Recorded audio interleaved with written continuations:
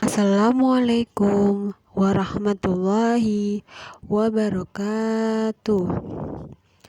Selamat pagi anak-anakku semua. Gimana kabar kalian hari ini? Semoga kalian selalu diberikan kesehatan ya. Pada pagi hari ini, hari Kamis, tanggal 3 September 2020, mata pelajaran pendidikan tari, kita akan mempelajari bersama-sama ya materi lanjutan hari kemarin ya. Nah, hari ini kita akan mempelajari bersama-sama tentang risalah Islam hadir dan dakwah menegakkan Islam. Nah, anak-anak juga bisa membuka buku halaman 16 ya, dimulai dari halaman 14 sampai halaman 21 di buku paket ya. Nah, sekarang kita lanjut di yang pertama kali, yaitu risalah Islam hadir. Nah, anak-anakku, ada yang sudah mengetahui apa arti dari risalah itu? Nah, risalah itu adalah dimaknai sebagai kerasulan. Nah, jadi maksudnya kerasulan itu adalah para pembawa pesan dari Allah Subhanahu wa Ta'ala, yaitu dalam bentuk wahyu. Nah, jadi risalah Islam adalah pesan-pesan Allah Subhanahu wa Ta'ala yang terangkum dalam ajaran agama Islam sebagai panduan jalan hidup bagi umat manusia. Jadi risalah Islam ini pesan-pesan Allah agar manusia dalam menjalani hidup itu ada panduannya seperti itu.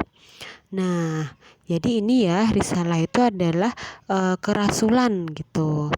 Kemudian dalam Nabi Muhammad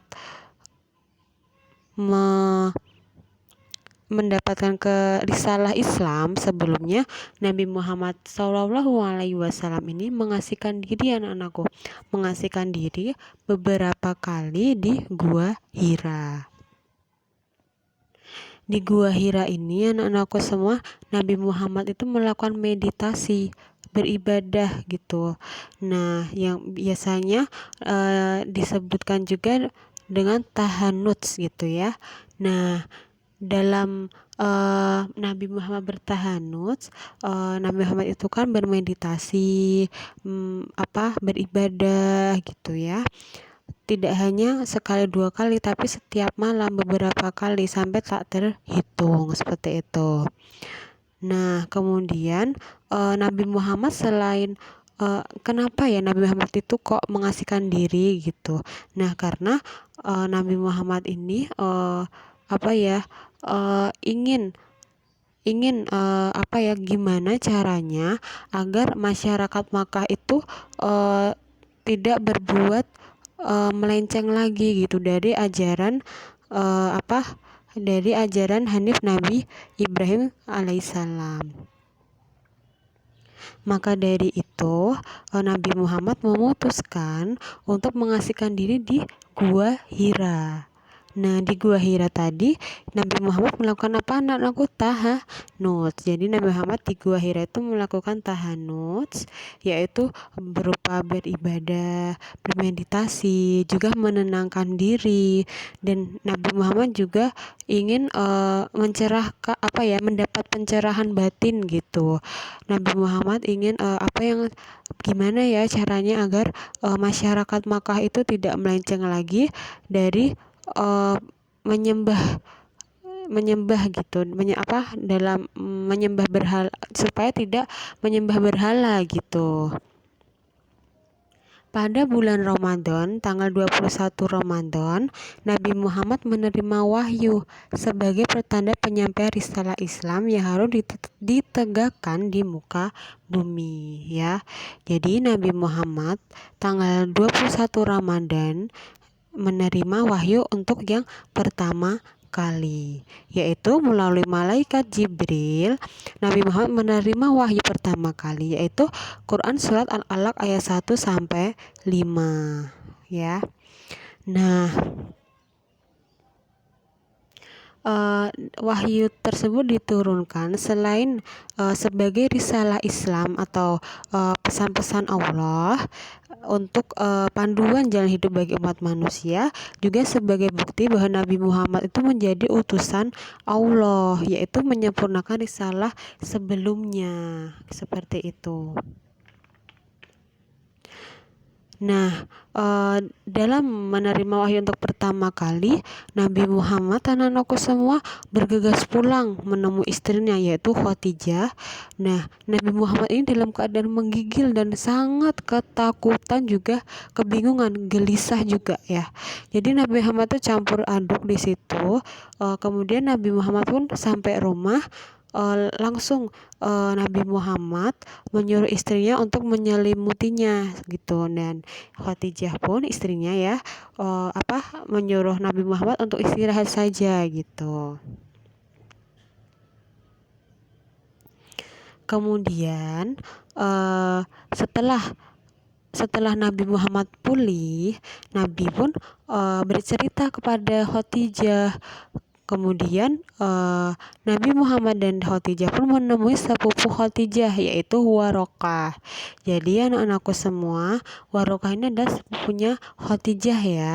Nah, kenapa Nabi Muhammad dan Khadijah menemui Warokah?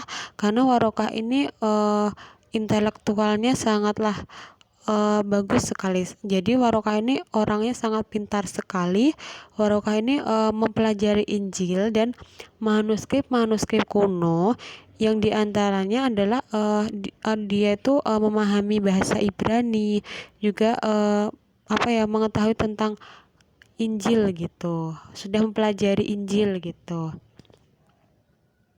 Kemudian Warokah pun menyatakan yang dialami Nabi Muhammad SAW itu adalah bukti kenabian, seperti itu. Kemudian wahyu kedua pun turun anak-anakku semua, yaitu Quran surat Al-Mudatsir ayat 1 sampai 5 ya. Nah, turunnya wahyu kedua ini menjadi pertanda Rasul akan memasuki tahapan baru dalam menegakkan risalah Islam, yaitu dengan berdakwah. Nah, Nabi Muhammad pun memulai berdakwah ini dengan cara sembunyi-sembunyi terlebih dahulu, seperti itu.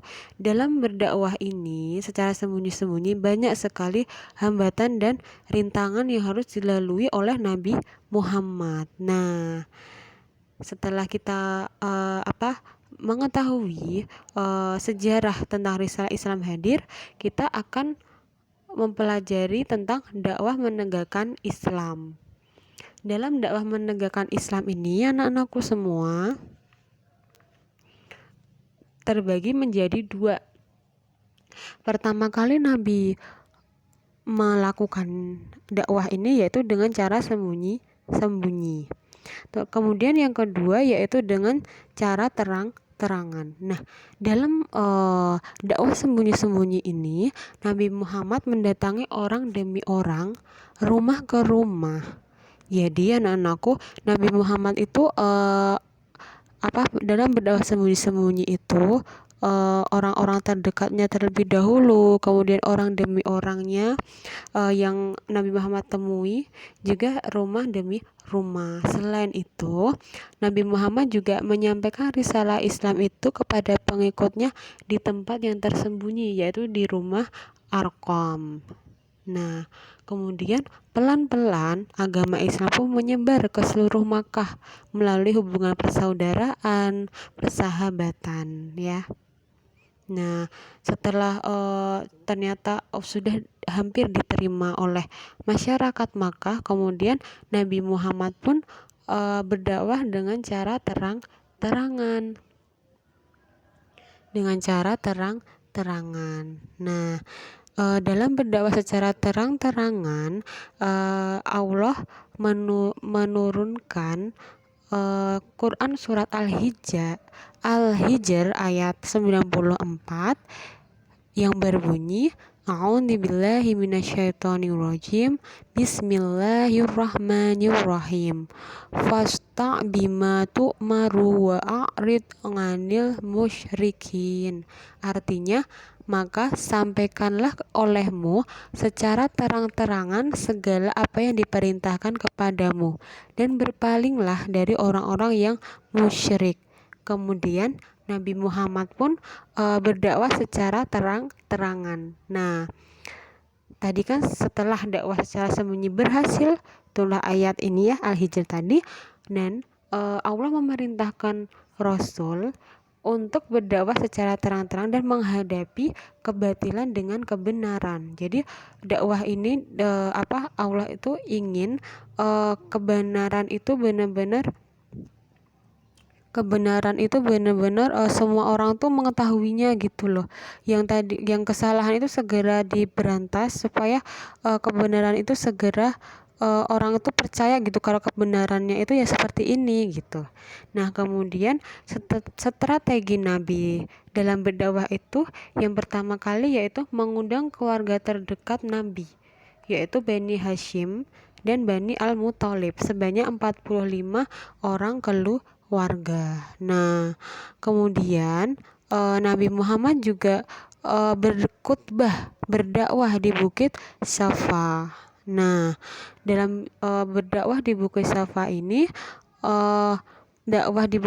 menyebar ke seluruh wilayah Makkah dan menjadi bahan pembicaraan. Nah, dalam berdakwah ini Nabi Muhammad tidak mulus dalam berdakwah, yaitu tetapi Nabi Muhammad itu mengalami penolakan, tantangan, hambatan, rintangan, bahkan penganiayaan. Nah, rintangan-rintangan tadi akan kita bahas seminggu depan ya. Dan sampai sini dulu pembelajarannya ya. Oke, udah selesai. Oke ya. Nah, anak-anakku, 2 minggu lagi kita akan melaksanakan penilaian tengah semester ya. Nah, dipersiapkan baik-baik untuk ujian tengah semesternya ya. Kalian bisa belajar materi yang sudah kita pelajari, oke? Oke ya. Semangat terus kalian dalam belajar. Kalau kalian masih menemukan kesulitan atau ada yang masih bingung, silahkan tanya saja, bisa melalui WhatsApp, bisa nanti telepon ke ibu, bisa ya. Jangan sampai kalian kesulitan ya. Kalau kalian ada kesulitan langsung aja WA ke ibu gitu ya. Nah, jadi pembelajaran hari ini dapat kita simpulkan bersama-sama. Risalah Islam hadir dan dakwah menegakkan Islam. Nah, Risalah Islam hadir ini apa? Jadi dalam Risalah Islam ini Allah menurunkan surat ya, 2 surat, yaitu surat pertama kali Quran Surah Al-Alaq ayat 1-5 dan surat yang kedua adalah Al-Mudatsir ayat 1-5. Kemudian dakwah menegakkan Islam ini Nabi Muhammad melakukan 2 strategi, yaitu dakwah secara sembunyi-sembunyi terlebih dahulu, dan yang kedua yaitu dakwah secara terang-terangan. Nah, demikian pembelajaran hari ini. Jika ada kesalahan dari Ibu, mohon dimaafkan ya. Semangat terus dalam belajar dan jaga selalu kesehatan kalian. Demikian dari Ibu, ada kekurangannya Ibu mohon maaf. Wassalamualaikum warahmatullahi wabarakatuh.